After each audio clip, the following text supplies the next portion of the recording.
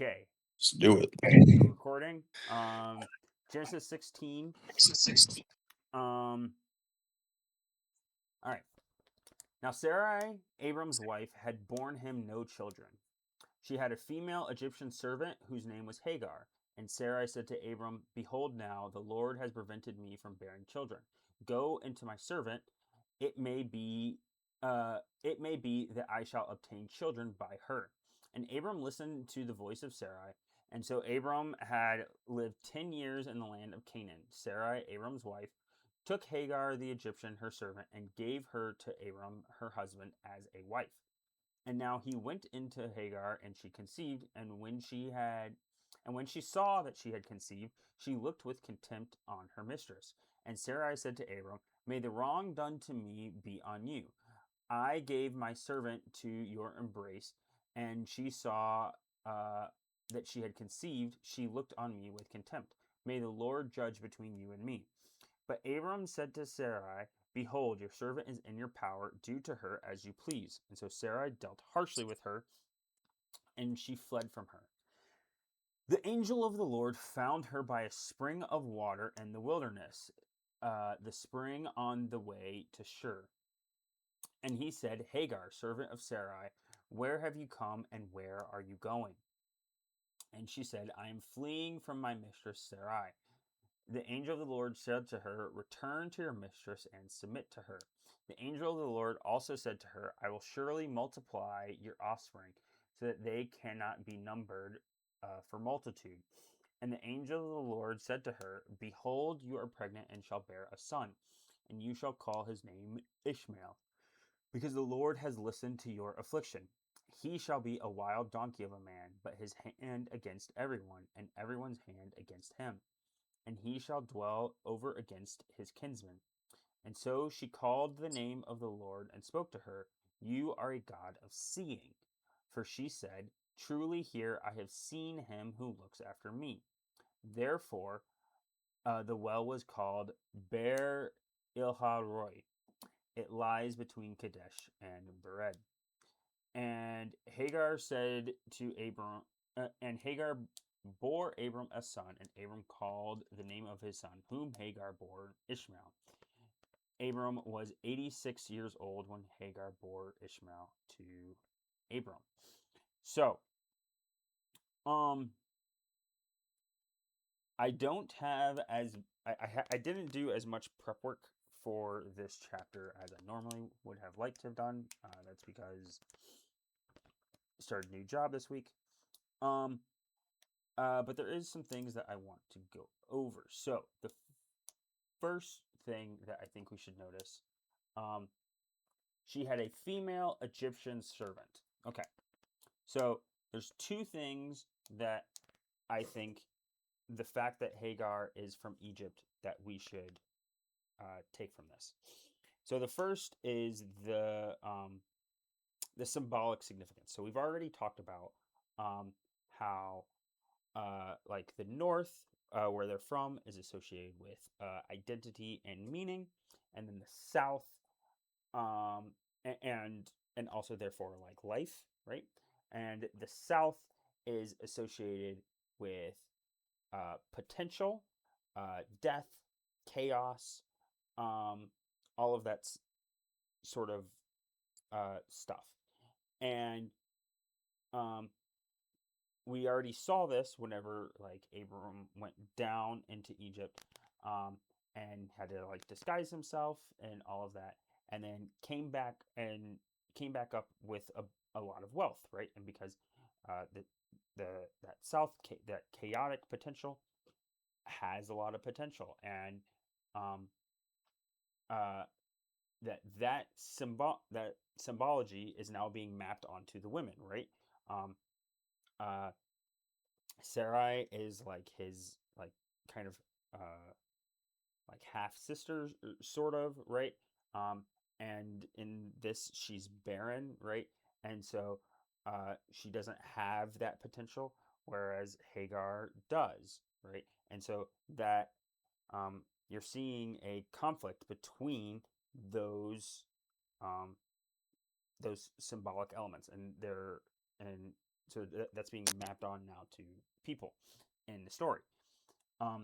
The second thing that I think we should notice is that uh, it's not stated, but we should probably assume that they acquired Hagar while they were down in Egypt, right?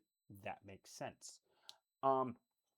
And to me, the thing that I think you should be kind of paying attention to is that what's happening now with Abram, right? So when Abram went down into Egypt, right, we talked about how he was small.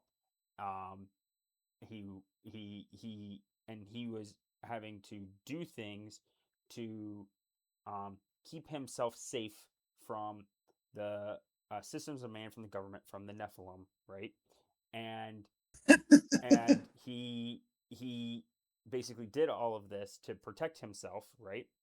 And he and my claim was that he was kind of sinning in that and being unwise. And but now that he's starting on his path to becoming a great nation, to becoming a great goy, right? He's becoming his own sort of a leader, and in that, he is now committing a similar sin to what Pharaoh committed whenever he got Hagar, right? And so, like, there's this there's this repeated pattern that's going on here, and now Abram is falling into the traps that the nations around him have fallen into. That is a repeated pattern that Israel themselves are going to fall into as they go through the judges period and then get a king, and then the king ends up acting like the nations around them and all that stuff, and that creates more problems, right? Um, so so those are kind of the two. The other things that I want to point out, I'm just going to read this. So, um, Abram is about to sin in a manner that is similar to how they acquired Hagar in the first place. Also, I want to notice a similarity between Sarai is sort of acting like not his wife, right? And so, whenever they went down to Egypt, the whole issue was that he had Sarah kind of pretend to not be his wife. And in this, Sarai is sort of pretending to not be his wife by having Hagar kind of replace her as his wife. And it's going to cause problems. Um, uh, Also, I just want to note here that there is some scholarship about uh, this being sort of a practice in the ancient Near East for um, um, trying to have like to basically do a form of surrogacy. Um, uh, I, Again, if I had done more work, I would have researched that more, but that is a thing that I'm aware of. The other thing that I want to point out is the whole story in and of itself. Um, I think we should pay attention to how this story is sort of a revamp of the um, of the fall. Um, and so there's similarities, and then there's also a few role reversals, and I just want to like point those out. So, um, so first is that like Sarai sees a problem, right? And comes up with a solution that goes against her husband, or sorry, that goes against God's plan, right? And so what she does is she takes the solution. So in this case, the solution is Hagar, right? Whereas before the solution was the fruit, right? And she sees it, and she takes it and she gives it to her husband, right? And in the same way, whenever we did this story, when we talked about Genesis, I argued that the sin that Adam is committing fundamentally is apathy. Um, he is not uh, taking charge of the situation, and he is not he's not correcting his wife's actions or preventing her bad actions. He is going along with it for his own uh, voyeuristic like tendencies. Like he just wants to see where this goes, right? And that's what I argued for with Adam. That Adam is sort of just like, I'm going to stand by and just see where this goes because maybe it benefits me. And I would argue that the same thing is happening here with Abram. Abram is just standing by and going, well, let's see what happens here. Maybe it'll benefit me, right? And he's trying to be passive in the situation, and his passivity is actually the thing that is causing the problem. Which I want to stop here for. This is one of the reasons why, again, um, uh, you should have like a healthy view of scripture and how you're understanding the narrative and what's going on in the narrative. Because if you have this idea of just Abraham is a patriarch, he's a saint, he can't do anything wrong, well then everything that Abram's doing here is right, and Sarai is just being like a silly woman for some reason. Like, no, the fundamental issue is that Abram is the one that's messing up here. Um, uh, and this also goes again, and like also like there's this growing uh uh I, it's probably not even growing, honestly. Like I think there's only like 4 guys like on Twitter that are in favor of like Christian polygamy, and they'll try to like use Abraham and Jacob and all this stuff to argue for it. But like in this story, it's just no, Abram is doing the wrong thing continuously. This is not a good proof text for saying that Christians should do polygamy. Um, uh,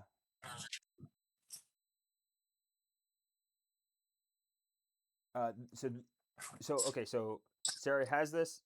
Um, she sees a solution. She gives it to her husband.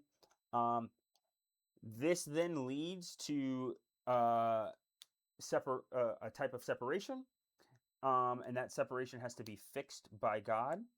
Okay, and that's what's going to happen in this story. Some differences though. Um, Here, the woman blames the man rather than the man blaming the woman. Um, the curse and here the curse and the separation um come before the solution. So in the fall story, right, the solution uh the solution is the garments of skin, right? God puts the garments of skin on them, and then the separation happens. Here, the separation happens, and then um, the solution is going to come, and the solution comes from a blessing, right? And so it's the solution is going to be a a return and a covering. So before it's a physical covering of garments of skin, and here it's a covering of submit to your mistress, right? So whenever you submit, right, you're allowing them to cover you, and so actually like the uh Sarai's authority is going to become the covering. Um, and it's the blessing. Um, uh, the other thing that's different here is the one who separates um, isn't the one who sinned. So, right. So what I would argue here is that uh, most people are going to argue. I think most scholars are going to argue that Hagar really does something wrong here, and especially they're going to do this with Ishmael later too, because like it's like, is Ishmael laughing at Isaac or whatever? Um, I would argue that the cases for that are actually pretty weak. Um, right, because it literally just says that she looked with contempt on her mistress, and it's how, like what does that mean? Like what did she really do? I'm gonna argue that she probably didn't really do much of anything. Um, and uh, and so really the one who's so in this case, as opposed to the previous fall, the one that separates isn't really the one that sinned; it's the victim of the sin. Um, and the solution involves seeing that victim for what it is. And the thing that I want to tie this to is how, right? So previously, like, right, the fruit is the solution to um, Eve's problem, right? And right, it says that like she looked at it and seeing that it was good for wisdom, it's good for this plan that she has. She's gonna go do this thing, and that was the thing that caused the problem. Whereas here, God looks and sees Hagar, right? Like, and actually sees her properly, and has a solution, and that solution is a blessing, right? And so there's a relationship here between these stories about proper seeing and improper seeing. Um,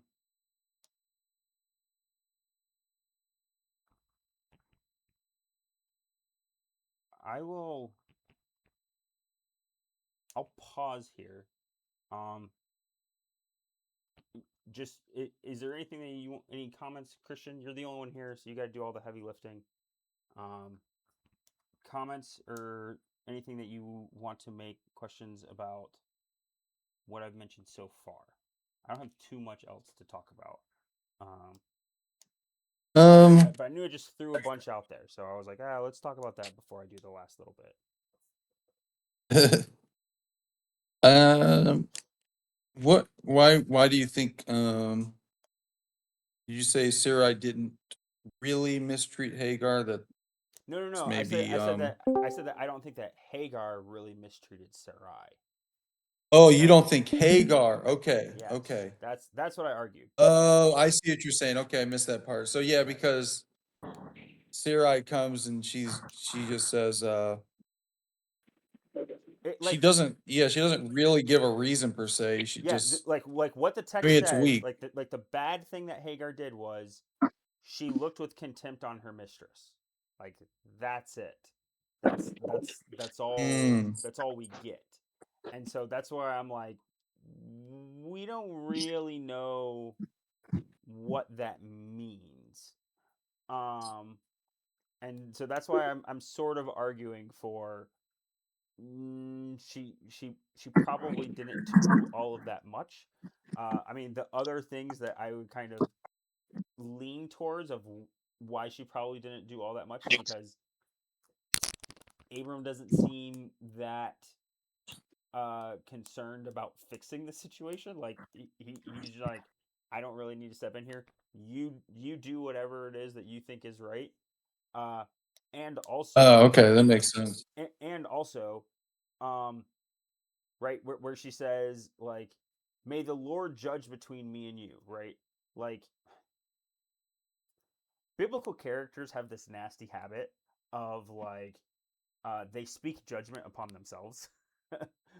um where they'll right like this happens pretty often, right? Like I don't think this line being in there about Sarai saying may the Lord judge between you and me, that's not really a line that vindicates her. That's a line of like she's desperate and so she's trying to use something to be like, no, I'm serious, this is really bad, I should be allowed to like do whatever I want to Hagar. And really the thing is like the Lord does judge her because he sends Hagar back, right? And so like by that judgment of what happens, it's like you can see Sarah's kind of wrong.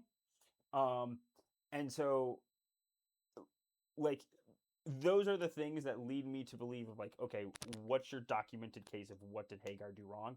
It's this one line of she looked at me with contempt. That's probably not much of anything.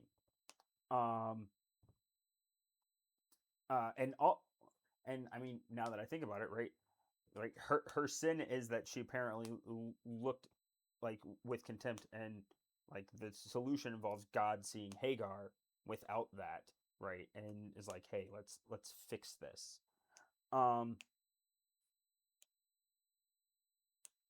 It's a little bit ironic that she says, "May the Lord judge between you and me," when she was the one who suggested Yeah, sleeping with the slave girl in the first place. yeah, it's all her idea. Yeah, like Right. and that's the thing to me about like that links it um with the fall, right? Is that it's like okay, this is all your idea. You can try and Oh, okay. It's like, yeah, it's blame shifting. I you can gotcha. do this blame Yeah. shifting thing, but it's like no, it was really you. Um Mm. um Hi Evan. You Hey, missed basically everything. well that's Um okay. I had a game. I had a game that started at 7:30, so I couldn't be at the start. But well, I always, well, I suppose it's interesting that you're kind of questioning the the full extent of the thing that Hagar does here. I mean, whether or not this was something that Hagar actually did, or just a way that like Sarai's disappointment like was internalized into like now there's an outside source to remind me of my insufficiencies, and yeah. so she's perceiving contempt, like that would be enough. And I think that also I'm not the the emotional version in this, but I'm sure that equates to actual interactions that I think women have, and all people have, really, of like, okay, now that this is on the outside, or it would be like projection, I suppose. Um, Yeah. Well, so and also it could be it's like it's one of those things like to make my argument like fully clear. It's um like Hagar could have done like a little maybe internally like Hagar was kind of acting a little bit like, oh yeah, see, I was able to have a kid and like you weren't. And like I mean that's totally possible. Like I don't think that's out of like the realm of possibility, but also like it is a thing that it is a situation that like you set up, Sarai. Like it is a situation that um that you knew you were getting yourself into, and also like we don't have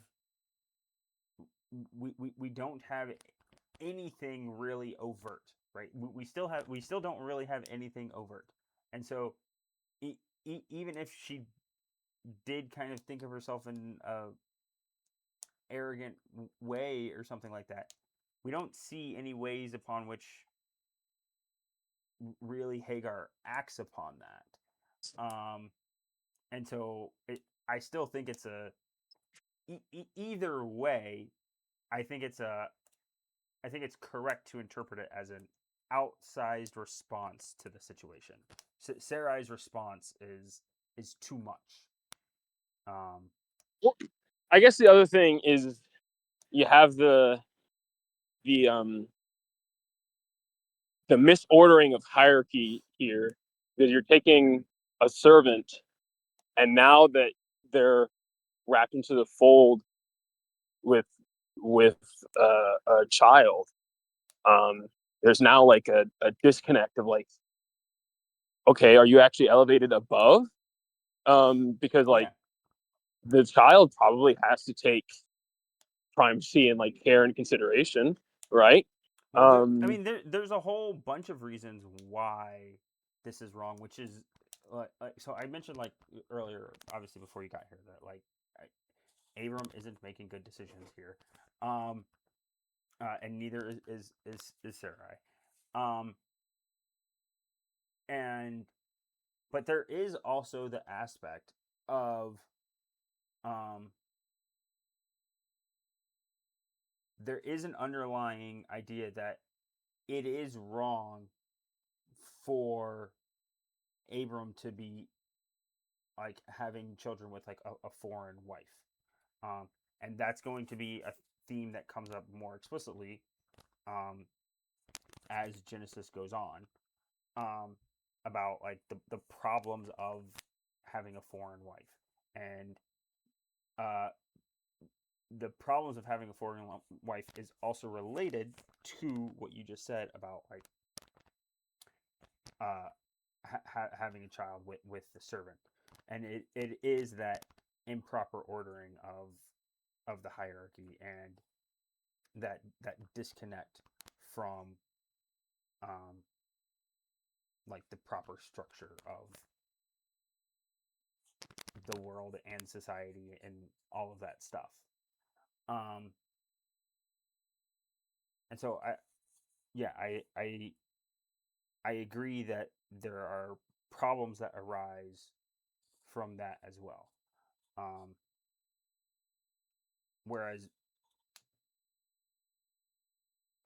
and because I kind of left it vague, the number one problem of the foreign wife, and I guess maybe it doesn't apply as much here, because usually the number one problem with a foreign wife is that they serve foreign gods. That's usually what's cited as like the number one issue. That's the problem with my wife.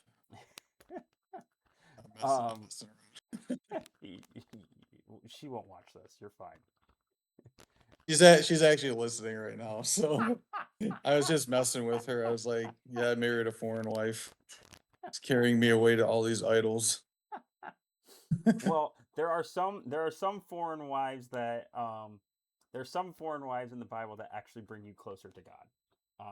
So there's a few good ones. That those are your is it Zilpah? Is that Moses' wife? Ruth. There's a few good ones in there, so you get to count them. Actually, funnily enough, if you want to know where there's a list of all of the good foreign wives, they're all in Jesus's genealogy, and there's a reason for that. I think That's very true. Yeah, that's very there's like true. 4 or 5 of them. Is there a through line as well that those wives usually come whenever like the Israelites are actually like sojourning, and it's not like the foreign wife whenever the the the like Oh, like the you? proper domain is established, but while they're strangers in a strange land, they take a foreign wife. Is that like a through line there? I don't think so. Okay, I think that applies to a lot of them, yeah. but I don't think that applies to all of them. Because I'm trying to think of the other ways that like So like the strange Rahab's in Jericho. right, So like I don't know how you would count which that. I think you would count that I because think that's you like also need to claimed count like territory. well, this doesn't apply. Well, maybe it does. I don't know. Because there's the Judah and Tamar story, and I'm pretty sure Tamar is supposed to be in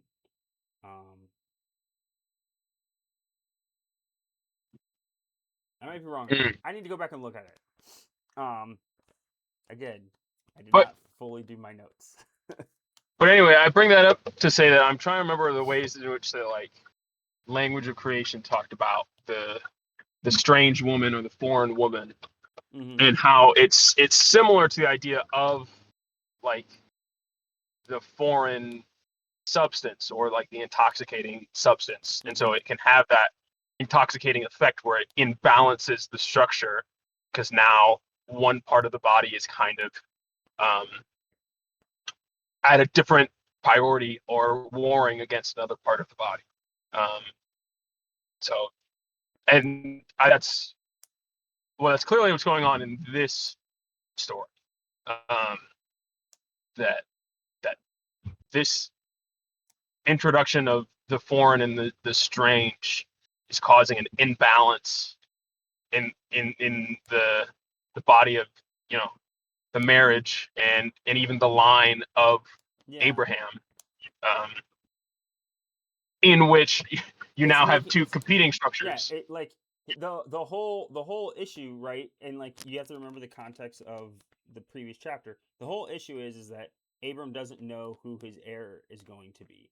And this chapter, a solution was presented which did not solve it. It just made the situation more complicated because now he still doesn't know who the heir is going to be, right? Like, and so all of that matters. um so Interestingly, this is a side thing, like, so, and I'm thinking on this just because of like a lot of the talk and focus we've had on the Holy Spirit recently in the church, and in that way, the like Christ actually says that the Holy Spirit is there to help be a guarantee of our inheritance. So like we are, in one sense, claimed as spiritual successors. And in the previous chapter, I think it was Abram was complaining that like Eleazar, right, would have to be his spiritual successor. But with like Christ as the example, would that have actually been like a better way of going forward? Or like, I'm not sure what you're saying. would a spiritual successor to like the line have actually been appropriate? I guess is what I was getting at. I mean, I know all the reasons why is actually good, and like there are good reasons why there's an earth a familial line, Yeah. But also I guess what I'm getting at is those kind of problems would be avoided in being content with a spiritual line of succession. Well, I'm going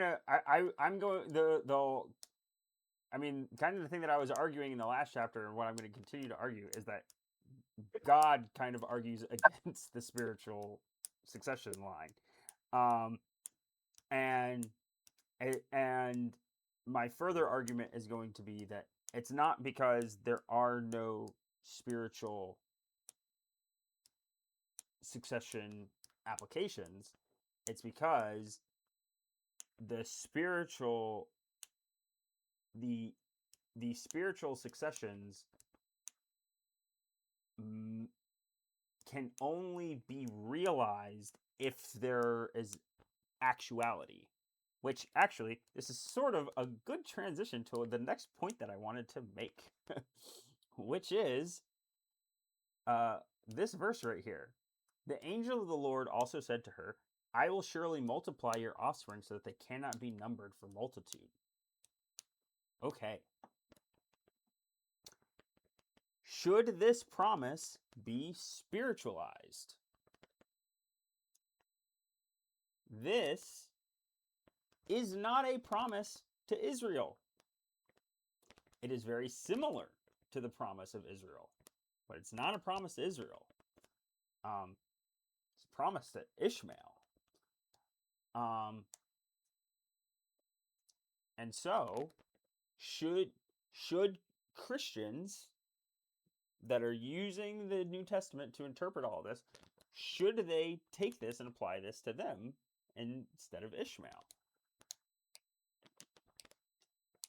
The argument in a replacement theology standpoint is the reason why you can do this with Israel is because the Jews rejected Christ. That's every single time I've heard this debated, that's the thing that gets brought up is the Jews rejected Christ, and therefore the Jews were punished with 70 AD, and therefore Judaism ended at that point, and all the promises that were going to be given to the Jews are now given to the Christians. Okay? What about this promise? Is this promise supposed to be transferred over to Christians?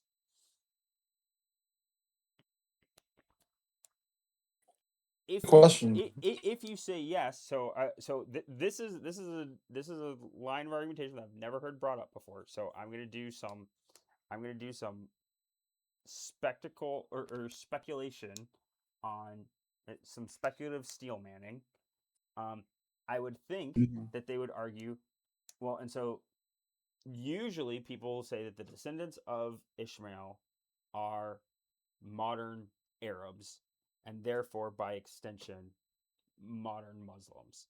And that is why you have that is kind of the fundamental reason for why you have this conflict between Israel and Muslims today, is because it's an extension of the conflict between Ishmael and Isaac. And um, I believe in the Quran, the son of the promise is Ishmael. Um, uh, Oh, really?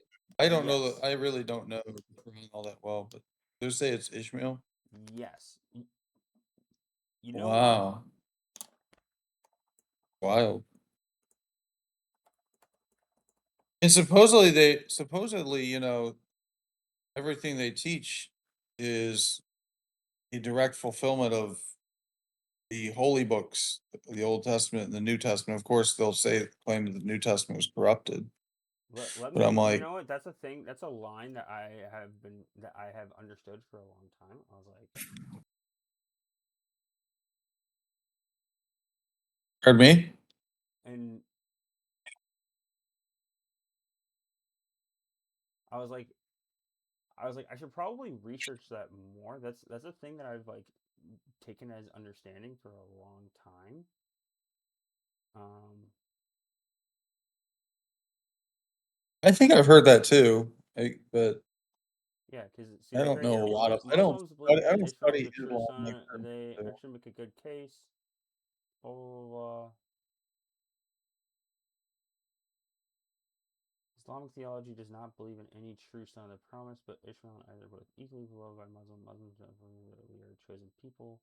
So he said he chose the children of Israel first favor in the past.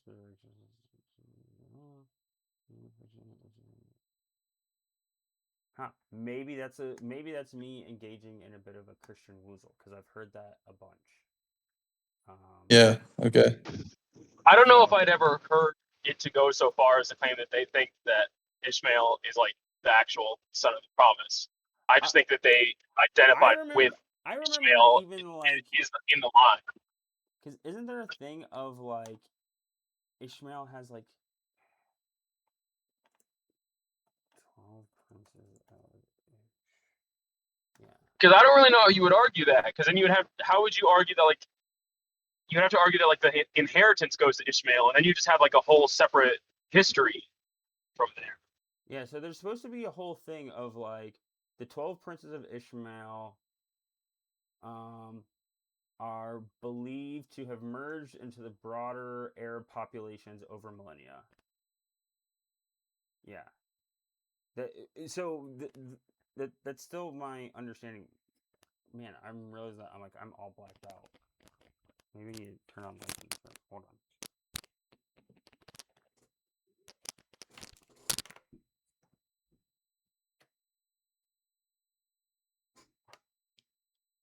Oh, I thought you were gonna start meditating or something.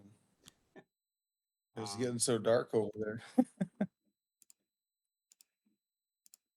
but anyways, the point still stands that like if you're gonna try and say that this doesn't like um that like if this doesn't apply, if you're gonna try and do this same kind of maneuver, I would think that you would have to say like, oh well, like it doesn't apply like there are no promises to Muslims or whatever that like God's gonna bless them in any capacity, and that would need to be because like they rejected Jesus in a similar way. But like if they did that, well then like when did they reject him? And to me, you'd have to argue that oh well they rejected him whenever like Muhammad came around, because before Muhammad, most of the Arab populations were actually Christian, right? Um, and so, well, not most, but like many of them, most of Africa was Christian. Most of the Middle East was Christian. Um, and so, Well, I think it's sorry, go ahead.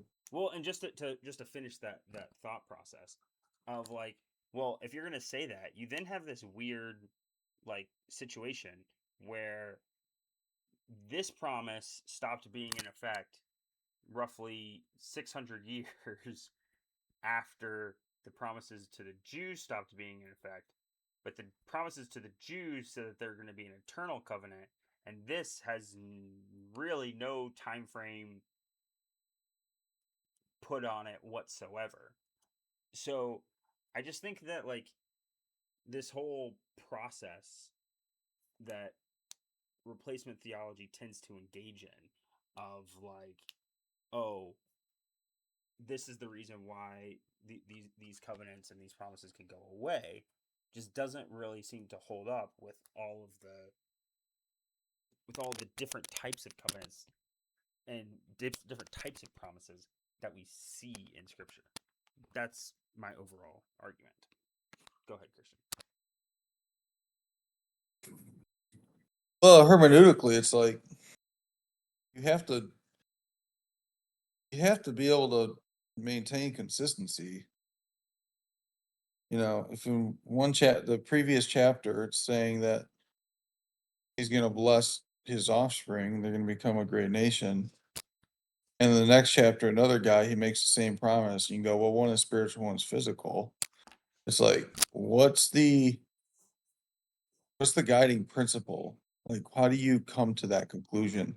And I think a lot of times you'll hear this response, and it sounds good, but I actually think it's flawed. You'll hear things like, well, the New Testament has priority over the Old Testament. And so now we view everything through the lens of the New Testament. And I kind of don't totally buy that, because I'm like, well, then how are the apostles convincing the Jews that Christ fulfilled the Old Testament? If you're Right. saying that we're basically redefining everything. I mean, how many times does it say Paul went into the courts or wherever and went in the synagogue and he tried to convince the Jews from the scriptures that Christ is the Messiah? Well, how is he going to do that if he's changing definitions all over the place? Right. And he's like, well, actually, hey guys, by the way, The argument is not that Abraham's he. children were not actually Yeah. Abraham's children. Yeah. It's like they're going to laugh him out of the synagogue. Yeah, the whole Now, point I is that think, he's supposed to yeah, he's supposed to be revealing true things that they already believe in a exactly, different way.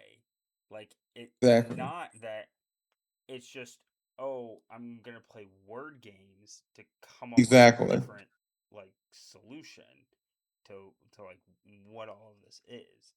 Um and so this actually sort of relates. So and actually to get back to my point that I failed to make, that I wanted to make to Evan, which is that I think I think this is actually a repeated thing that happens throughout Scripture. Um, it's so much that I think you can kind of make a general rule. Spiritualized truths in the Bible are validated by are demonstrated and validated by actual realities. And to me, this promise actually is kind of an example of that, right? Um uh the only reason why Ishmael is blessed this way is because Isaac is actually going to be blessed in a similar way, right? And so in the same way that Eleazar is kind of a type of spiritual successor. I think you could argue probably to a less extent because he is also physical. Ishmael sort of is that too, but Ishmael's blessing is going to be derivative and validated by the fact that Isaac is going to be blessed, right? And then so like what it's going to end up happening is through Isaac's so in a way through Isaac's blessing, Ishmael is blessed, which is going to lead me to a kind of another like thought experiment, which kind of relates back to the last chapter. Is there a blessing available for Eleazar of Damascus, right? So it like is that spiritual? Is that like is he blessed by virtue of the fact that Isaac is blessed and Isaac is the actual heir comes about, and we'd have to jump ahead, but if we remember the story, the person that gets Isaac his wife is probably Eleazar of Damascus, right? And so the argument that I want to try and make is that the actuality of like the physical blessings of God is the thing that it's the medium by which spiritual successors and larger groups also receive the blessing, which to me pretty much exactly parallels the whole thing that Christ is talking about. Like the reason why we can say that we are successors and that we are grafted into the line of Abraham is not because God abandoned the line of Abraham. It's because Christ made a way for the blessing to come to us. Like that's the like Christ is the son of the promise, and so he makes a way for those spiritualized successors to come in and to be a part of the blessing. And that's the mechanism by which I think all of this works. It doesn't work by sawing off. It doesn't work by sawing off Isaac. It works through the existence of Isaac. Like if that argument makes sense of what I'm trying to say. Yeah, I think I agree and like all of the point that you just made with that. And having thought about it more, I like that I asked the question earlier just from the standpoint of I was just trying to think of a question to ask, though I accept that, yeah, the framing of it is bizarre for the question I was posing. Because I guess my question would have been, obviously I don't want to change like the way the biblical canon went, but I guess in the environment where you could have do-overs and with the goal of reducing suffering to as much a degree as you could, how would you do it then? But that kind of framing is I guess only really good in the standpoint of trying to incorporate of like, okay, how would we actually handle day-to-day situations, and if that's similar. But the question, that kind of frame is kind of pointless because I guess something that I would have had to also presuppose is that like, oh, the insistence of like, oh, the reason why a line is needed is because that's just what Abraham wants. But the truth is actually also God's will for exactly that point of it's God's will for there to be a line, mostly because I don't think you can have an understanding of spiritual succession until you actually have the examples of familial succession. Nothing of that is going to actually be able to be like concretized and be able to made understandable without the connections of father and son, without the responsibilities tied into that, without the dynamics of a familial line and body. And And there's a ton of these, by the way. It's like you can't spiritualize the temple and say that the temple is the Christian's body unless you know what the temple is. yeah, Right? There has to be an establishment and of proper temple worship until you can like that had to exist prior for the ability to say like your body is the temple and like the Holy Spirit's going to dwell in it. Like yeah, if you just like that, like that's kind of the problem. Is like that's sort of the problem with like spiritual with the practice of spiritualizing things. And like this is one of the reasons why I think like this is why like the Marcionite heresy of like, oh, you can just get rid of the Old Testament and like just go with the New is like, no, you're gonna have like major problems if you just start doing that. Um,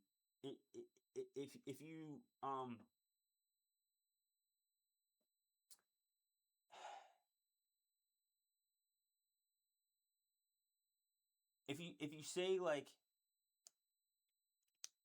right, like this is kind of like why like it's like we have to like read like Leviticus like it's like um if you just try to like spiritualize everything, you get up you get to just a weird vague secular morality thing that's not based on actual morals that like God had to write the Torah before um he allowed people to like let up on kosher laws, right?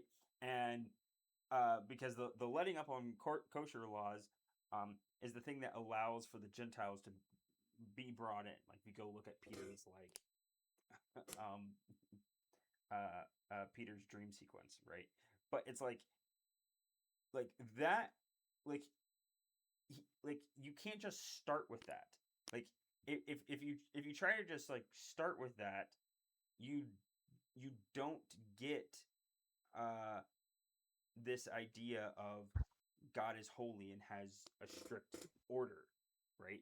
And it's like that's why like there's a reason why God went through this process to establish um all of these different ordinances.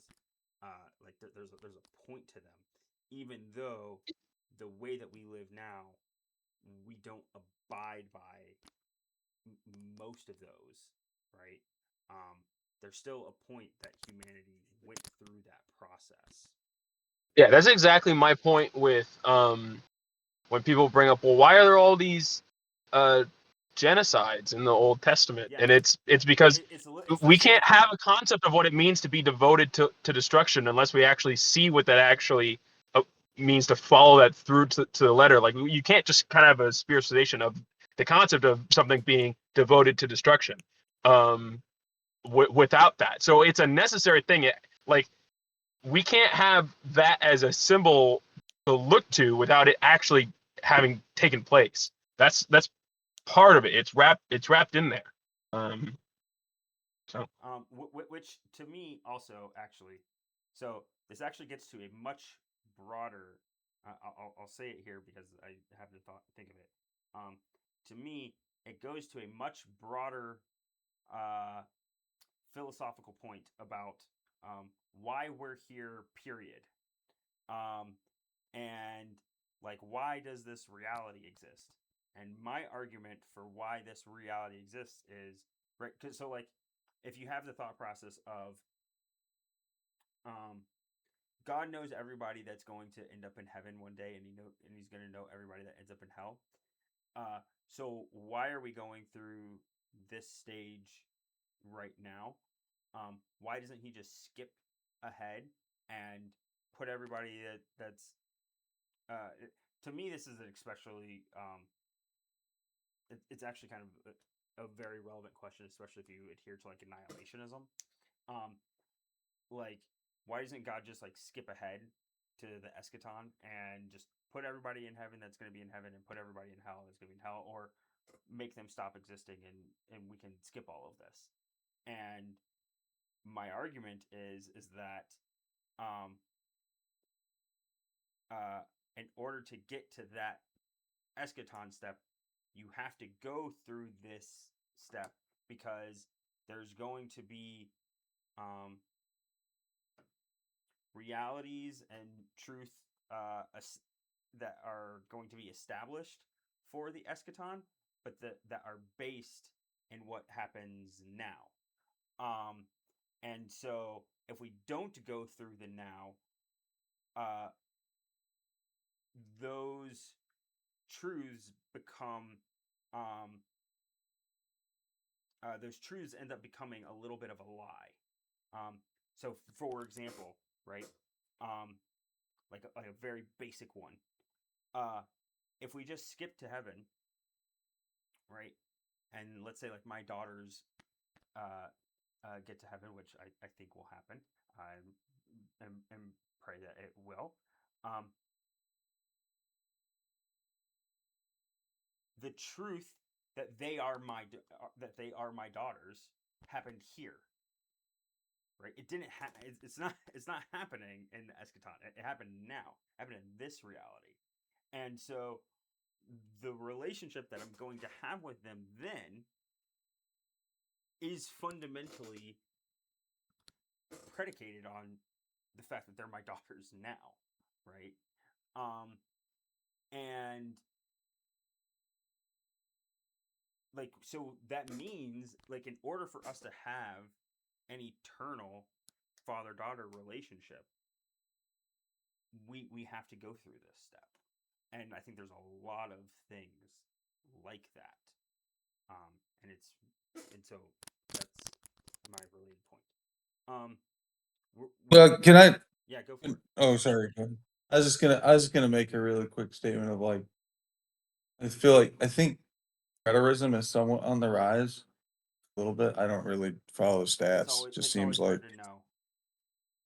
it really is. It's kind of hard to know, but Apparently, everyone's Eastern Orthodox now, but I think that'll last for 2 weeks. Yeah. yeah. And it seems like there's an uptick in preterism, but I don't know for sure. But you know, that is something I've thought through with those guys is like, so if fullness has already come, if like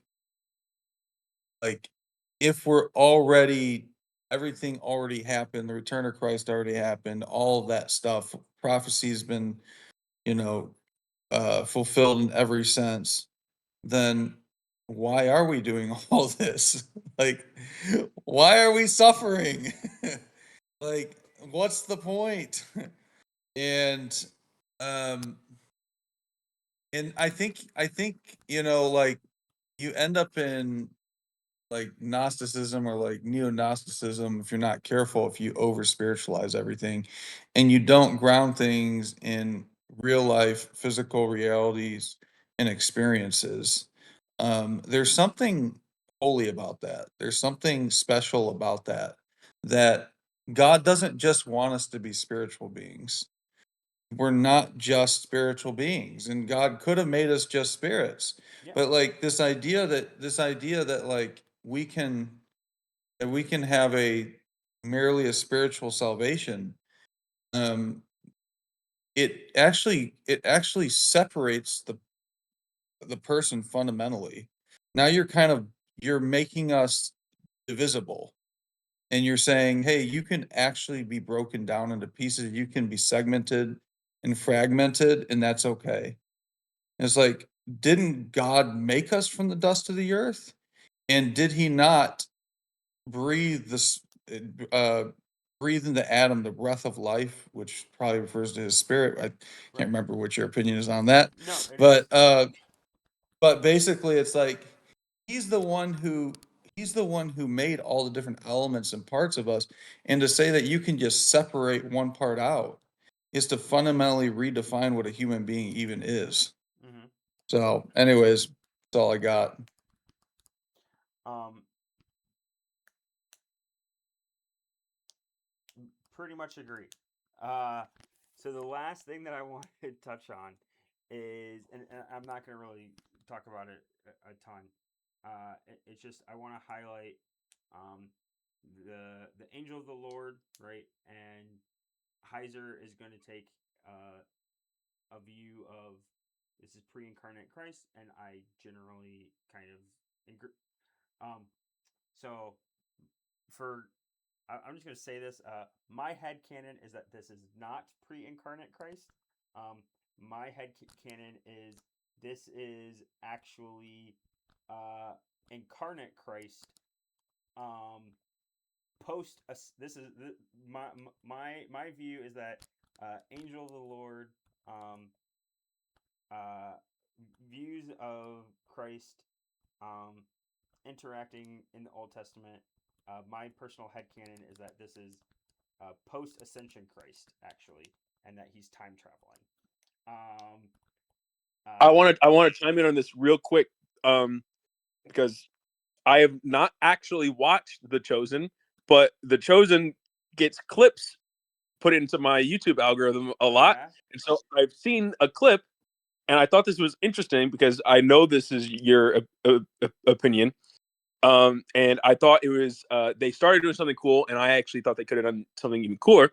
Is when Jesus is praying in the garden, they have him kind of like walk into like a vision of Isaac talking to Abraham Yeah. on the way up the mountain, talking about like, all right, I'm going to carry the wood. Where's the sacrifice? And Jesus, what they have him in The Chosen do is they have Jesus kind of go like, um, no, we sent you a ram. It's okay. But no, that's not how that should have gone. What you should have done, fully capitalized on the symbolism, you should have had Jesus step forward as the ram. As the ram. Yeah. That's what you do in that scene. So they had Jesus be the angel that stops Abraham's hand. No, they just had Jesus kind of see it and then talk to himself like he's a third party observer. But they didn't step the full way in and have him kind of like interact. But they should have.